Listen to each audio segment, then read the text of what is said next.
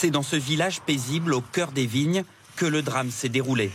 Il est 6h40 ce matin quand une habitante découvre le corps sans vie d'une adolescente de 14 ans, ici sur ce chemin situé à quelques mètres de la mairie. Une scène d'horreur devenue depuis un traumatisme pour les 800 habitants. Disons que ça va être une catastrophe pour le village, parce que les gens, c'est difficile à supporter. Je pense que ça doit être très dur pour tous les enfants du village. Puis nous aussi, bien sûr. Je pense aux familles et surtout à la famille qui a perdu son enfant. Parce que là, c'est vraiment, c'est quelque chose d'horrible de perdre un enfant. La victime était scolarisée en 4e, tout près de là. Son assassin présumé, lui, a été très vite identifié et interpellé.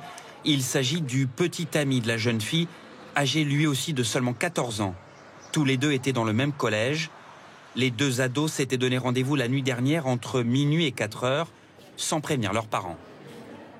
Il reconnaît avoir, comme à son habitude depuis quelques jours, convenu d'un rendez-vous avec cette jeune fille,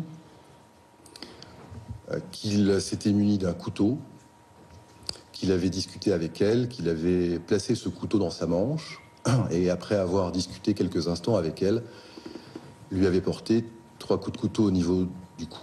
La mort de la jeune fille est un choc, notamment dans ce club d'équitation. Elle y faisait du poney depuis plusieurs années et était très appréciée. C'était juste le bonheur d'être là, d'être avec nous, d'être avec son poney et puis d'offrir toute sa générosité. Vraiment, c'était une chouette gamine. En garde à vue, le suspect a reconnu les faits. Inconnu de la justice jusqu'à présent, il risque désormais 20 ans de prison.